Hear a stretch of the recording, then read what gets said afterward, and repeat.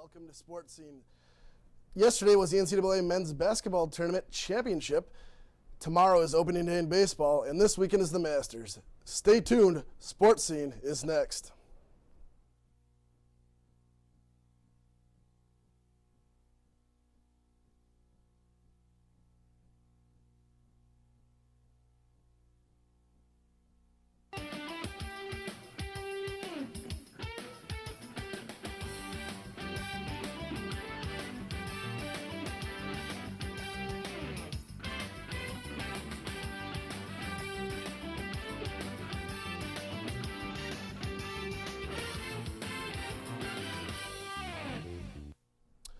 Hi, and welcome to Sports Scene, our crazy, wacky show here on WMCM, where panelists are awarded points based on my opinion of what they say. But first, let's meet these panelists. To begin, we have Zach Hansen, What's up?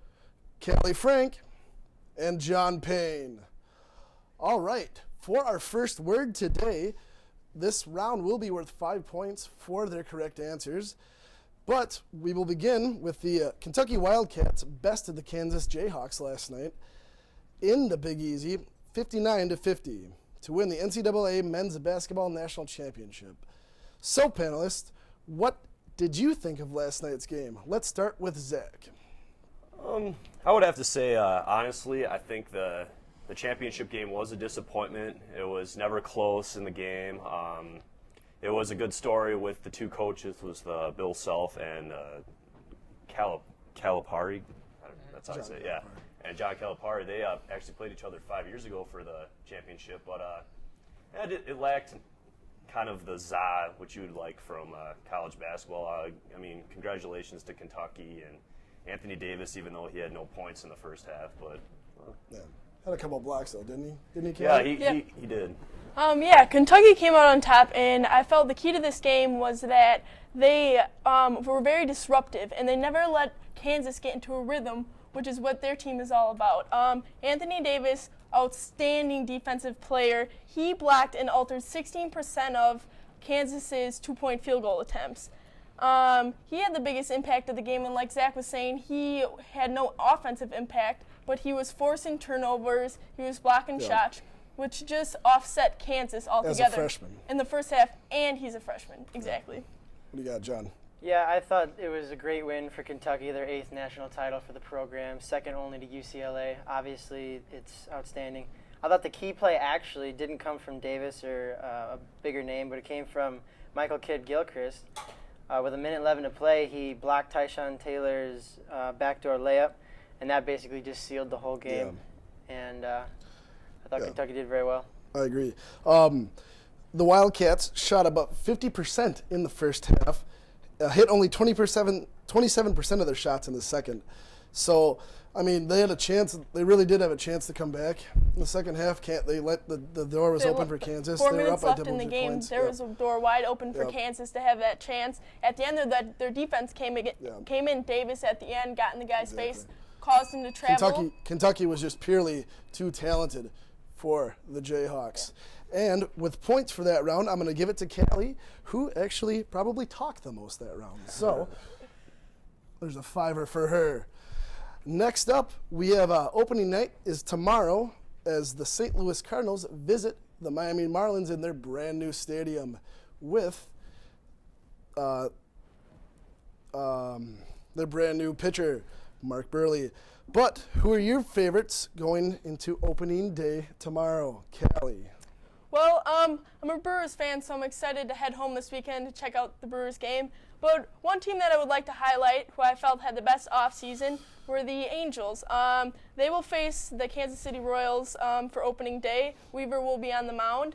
I think they are a team to watch out for this season. Their offseason, they acquired C.J. Wilson, Chris Iannetta, and most of all, Albert Pujols, who will have a big, big impact. Who's Albert Pujols? Yeah, who is Albert Pujols? Well, they'll find out just shortly. What do you think, John? Yeah, I was interested in the ESPN power rankings. I mean, obviously right now the AL is getting all the looks. Nobody from the NL until 7, the Diamondbacks, and then Phillies are ranked 8th. Not a lot of respect there. But the Yankees are deserving of a first number 1 power ranking. Their runs and on-base percentage last year was second in the nation. They're 7th in batting average, and there's a lot of returners. And they open up. Powerful lineup. Yeah, they open up at Tampa Bay, so it should be pretty good. What do you think, Zach? You know what? I'm surprised none of you brought up our Milwaukee Brewers here.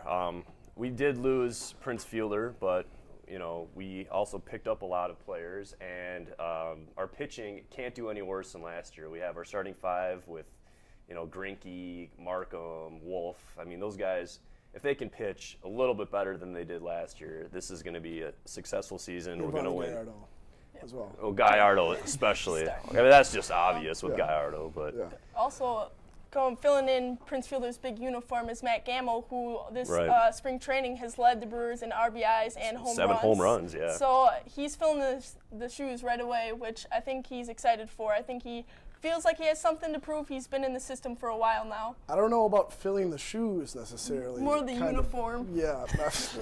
He might not be able to fill that out either. But for this round, we'll give points to John because everybody picks the Angels, Callie. And the Brewers, they're ranked behind the Blue Jays in the power ranking, actually. I don't know. The Blue Jays, the Toronto Blue Jays, for goodness sakes. John, 5 for you. All right, up next, the Masters is this weekend in Augusta, Georgia. Tiger Woods is coming off his first win in 30 months, is looking to carry his hot hand to Augusta. But he will have heavy competition as the world's former #1 golfer, Rory McIlroy, is looking to bounce back from last year's Masters where he choked in the final round. So, John, who is your favorite to bring home the green jacket? I'm looking at the highest-ranked American, Hunter Mahan. He's ranked 4th in the world right now. He's got 5 PGA Tour wins under his belt. He's going to come in with a lot of power. He just came off of a win, with a 1-stroke win.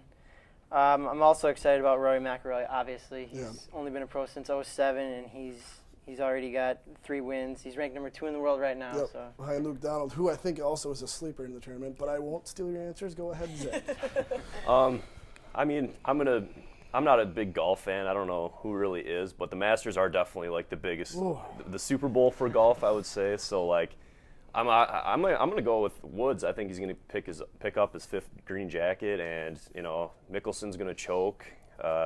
McIlroy's he probably might choke again, just because of the pressure, and he's a young kid, and he's got a lot going for him. So definitely Tiger Woods. He's gonna go. Is it gonna be close? Here. No.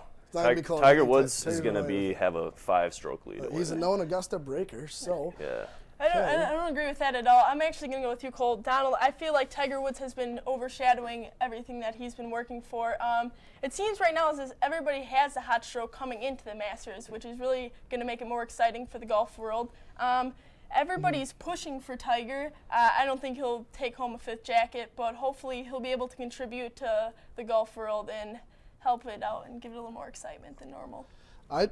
For the Masters, I don't know. I think Rory McIlroy is going to be a tough deal for Tiger Woods to overtake.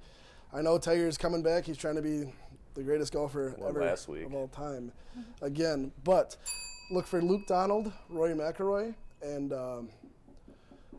Tom Watson's also in the tournament. I don't know. I'm just throwing it out there. It's Tom Watson. But Callie was brown-nosing a little bit. Now she has 10 points. We shared the same Luke Donald pick. Next up, the NFL Draft is coming up here. The Indianapolis Colts are poised to take Andrew Luck in the first round, with Robert Griffin III looking like he will go to the Redskins as they seemingly sold the entire farm to get him. So, do you guys expect any more potential surprises on draft day? Zach?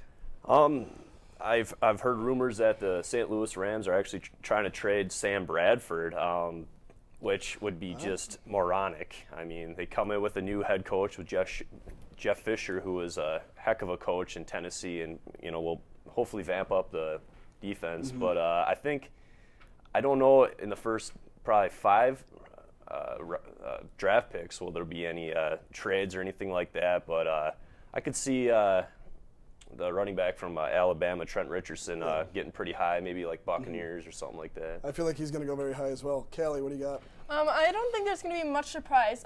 Andrew Luck just had a private practice with the Colts this afternoon. I'd like to make a note that RG3 denied any private practices with any NFL team, and I like that move. He said he